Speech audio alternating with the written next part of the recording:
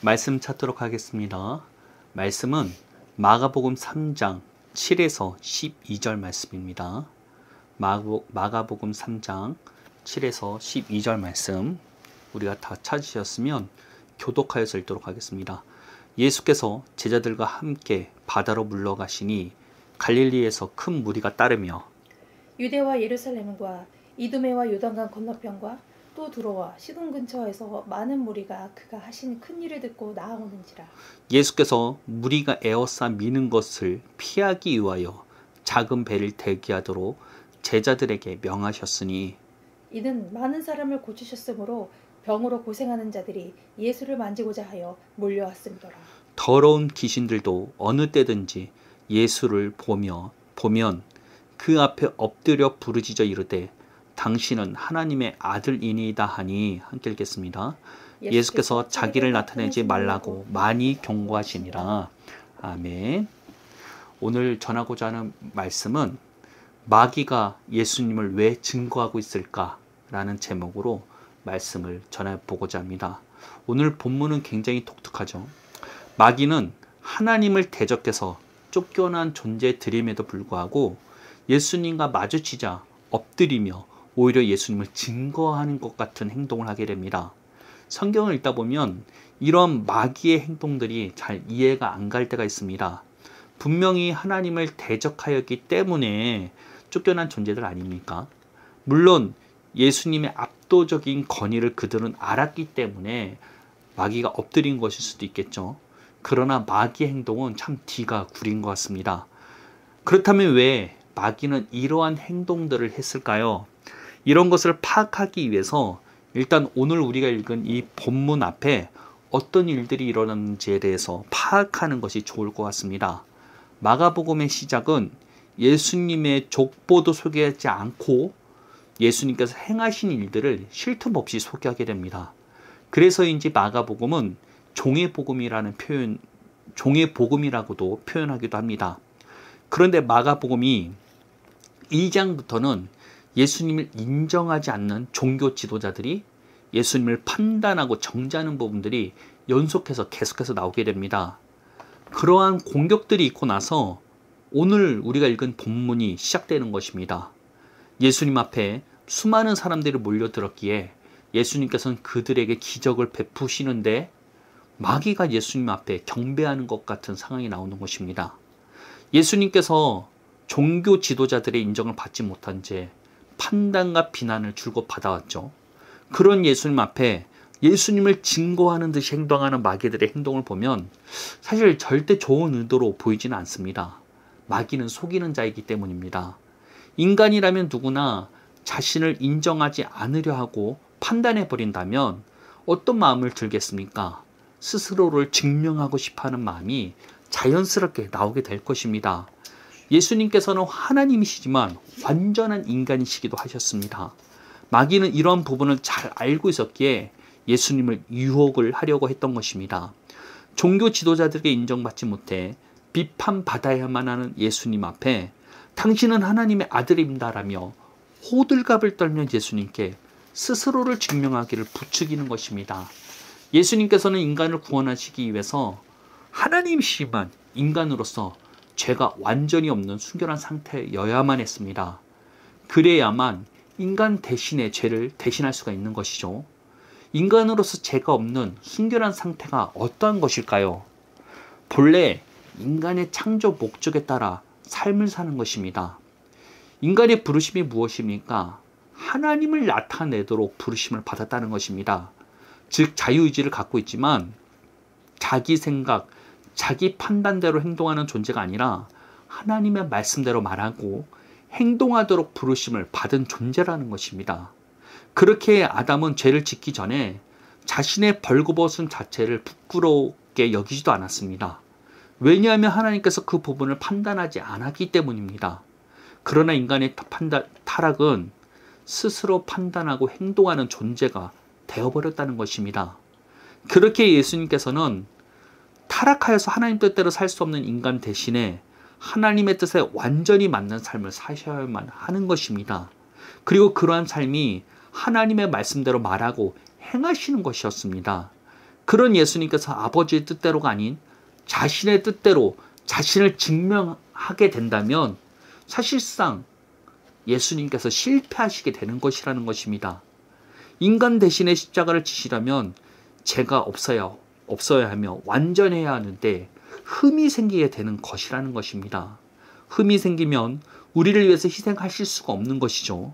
마귀는 이러한 예수님의 일을 방해하기 위해서 경배하는 척하며 부추기는 것은 아닐까 생각해 봅니다.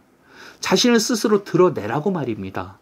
자신을 인정하지 않고 비판하는 종교 지도자들 앞에 자기가 누군지 스스로 드러내라는 것입니다. 하나님의 뜻대로가 아닌 예수님의 뜻대로 말입니다.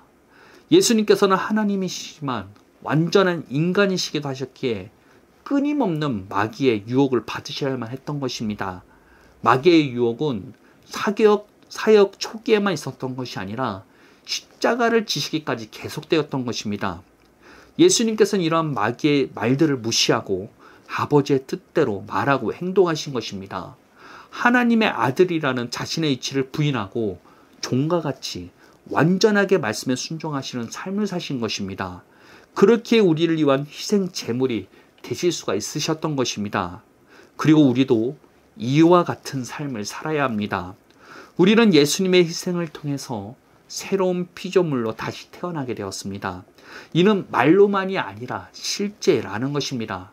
그 말은 우리의 창조 목적대로 우리도 살 수 있게 되었다는 것입니다. 예수님과 같이 아버지의 뜻대로 말하고 행동하도록 부르심을 받은 것이 우리라는 것입니다. 그렇게 우리도 예수님과 같이 살아야만 합니다. 종견 위치에 계셨지만 종과 같이 사신 것처럼 말입니다. 좋은 종은 주인의 말을 듣고 따르는 존재입니다. 자신의 의견을 내비쳐도 안 되며 자기 마음대로 행동해서도 안 됩니다. 예수님께서는 이런 종과 같은 삶을 사신 것입니다. 자신의 생각, 뜻을 내비치지 않으시고 오로지 아버지의 뜻을 내비치고 아버지의 뜻대로 행동하셨습니다. 그리고 우리의 부르심도 이와 같다는 것입니다. 우리의 생각, 우리의 판단대로 따르는 삶이 아니라 하나님의 말씀에 따라 판단하고 행동하며 살도록 부르심을 받은 것입니다. 단순히 예수 믿고 교회 생활 열심히 하면 구원받아 천국 가는 삶을 살도록 부르심을 받은 것이 아니라는 것입니다. 우리의 부르심은 고작 그 정도가 아니라는 것입니다. 우리는 하나님을 나타내도록 부르심을 받았습니다. 이는 유명해져서 하나님을 알리는 이런 것이 아닙니다. 종과 같이 하나님께서 말씀하시는 대로 말하고 행동하는 삶을 사는 것입니다. 즉 성령에서 약속된 대로 말하고 행동하는 삶이 우리의 부르심입니다. 더 나아가 내 안에 계신 성령의 인도함에 따라 말하고 행동하는 삶을 살도록 부르심을 받은 것이 우리라는 것입니다. 우리는 약속에 대해서 늘 믿음으로 말함으로써 하늘에서 이루어진 것이 땅에 이루어지도록 해야 하며 내 안에 계신 성령 하나님의 말씀에 따라 말하고 행동하는 삶을 살도록 부르심을 받은 것입니다. 더 이상 우리는 내 생각, 내 판단을 중심으로 사는 것에서 벗어나야만 합니다. 우리가 의지를 가지고 하나님 뜻대로 살려고 노력해서 실패하는 이유가 여기에 있다는 것입니다. 우리의 부르심을 깨닫지 못했던 것입니다. 그렇게 성경을 통해서 아버지의 뜻대로 말하고 행동하기 시작해야 합니다. 그러면 성령의 인도함에 따라 말하고 행동하는 삶도 가능해지게 되는 것입니다. 그것이 자기를 부인하며 예수님을 따르는 삶입니다. 자신의 죽음을 인정하고 내 안에 그리스도께서 사시는 것을 인정하는 삶입니다. 우리의 부르심에 따라 사시기를 바랍니다. 우리 역시 존귀한 부르심을 받은 존재이지만 종으로서의 삶을 자처해야만 되는 것입니다. 내 생각, 내 판단을 내려놓고 아버지의 판단을 믿고 살아야만 합니다. 아버지의 판단은 내가 제3을 받은 존재라는 것입니다. 주인 되신 아버지의 판단은 내가 하나님의 자녀가 되었다는 것입니다.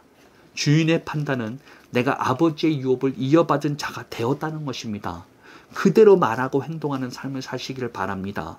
그러면 자연스럽게 성령 하나님께서 말씀하시고 인도하는 것을 우리는 느낄 수 있으며 살 수 있는 길이 열리게 되는 것입니다. 우리의 부르심을 놓치지 마시길 바랍니다. 사탄은 끊임없이 우리의 부르심에 따라 살 수 없도록 방해합니다. 그 부추김에 넘어가서는 안 된다는 것입니다. 우리는 종과 같이 살아야 합니다. 종견 이치를 가지고 있으나 종과 같이 사는 것입니다. 예수님과 같이 말입니다. 그것이 우리의 부르심입니다. 이 말이 이해가 되지 않는다면 종을 기억하시길 바랍니다. 종은 자기의 생각, 자기의 판단대로 행동하지 않습니다. 항상 주인의 뜻을 묻고 주인이 말하는 대로 행동할 뿐입니다. 예수님께서는 존귀한 분이시지만 스스로 종과 같은 삶을 사셨습니다. 우리 역시 예수님을 통해서 존귀한 부르심을 받았지만 종과 같은 삶을 살아야만 합니다. 종의 삶을 사시기 바랍니다. 자신의 존귀한 부르심을 놓치지 않으면서도 종으로서 살아야만 합니다. 죄의 종이 아닌 하나님의 종으로서 말입니다. 이런 목회자만의 부르심이 아닌 우리의 모두의 부르심입니다. 기도하겠습니다. 하나님 감사합니다. 오늘 말씀이 가볍고 쉽지는 않았습니다. 그러나 이 말씀이 우리에게 깨달아지는 영을 허락하여 주옵시고 이 말씀을 통해 새로운 도약을 맞이할 수 있도록 우리를 이끌어 주옵소서. 더 이상 내 뜻대로 내가 노력해서 사는 삶을 넘어서서 이제는 아버지의 뜻대로 아버지의 인도함대로 살 수 있는 우리들 되기 원합니다. 우리가 주님의 말씀대로 말함으로써 아버지의 뜻이 내 안에 이루어지길 원합니다. 성령의 인도함을 받아서 아버지의 뜻대로 살기를 원합니다.